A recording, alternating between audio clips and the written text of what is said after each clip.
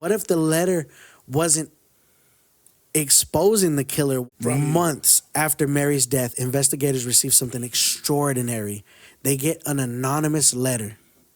The writer claimed to know exactly who killed Mary. According to the letter, Adam Yoder had poisoned his own mother. According to the letter, Adam Yoder had poisoned his mother, and it was a shocking accusation, and it came with very specific details on the letter. Specific enough that investigators took it very seriously. And they probably had stuff on there that only the killer could know. They, of course, I mean, they're going through, they're going through people, so they call Adam Yoder in. Okay. For questioning, just to ask more about his alibi. You know, what was he doing on this night? How was his relationship with his mother? Right. So as they're talking to him, they notice he's very tense.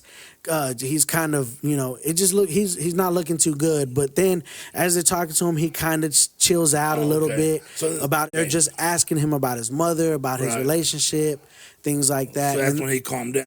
And so then, they're like, man, we need to bring up this letter. They kind of bring up the letter, and he's appalled by it. They ask him, hey, we got a letter, this and that. And they wanted to ask him, is there any way we can search your vehicle? And immediately he kind of gets defensive, and he's like, I need to speak to a lawyer. Was that in the letter? So watch this, huh? That's what I'm saying. I mean, that's strange to me, nephew. You just throw that out there like, hey, can we search your vehicle? Right. And so that's his immediate reaction. What the hell? Why? Yeah. And then he's like, I need to speak to a lawyer. So they do connect him with somebody. They leave the room. They let him talk to a lawyer. When they come back in, he's kind of with his head down. But the form that they gave him to search, he signed it and slid it across the desk. He said, go ahead. So investigators go straight to his Jeep, his Wrangler. Very specifically went to his passenger seat underneath it. Because in the letter, it says he has evidence underneath his seat in the Wrangler.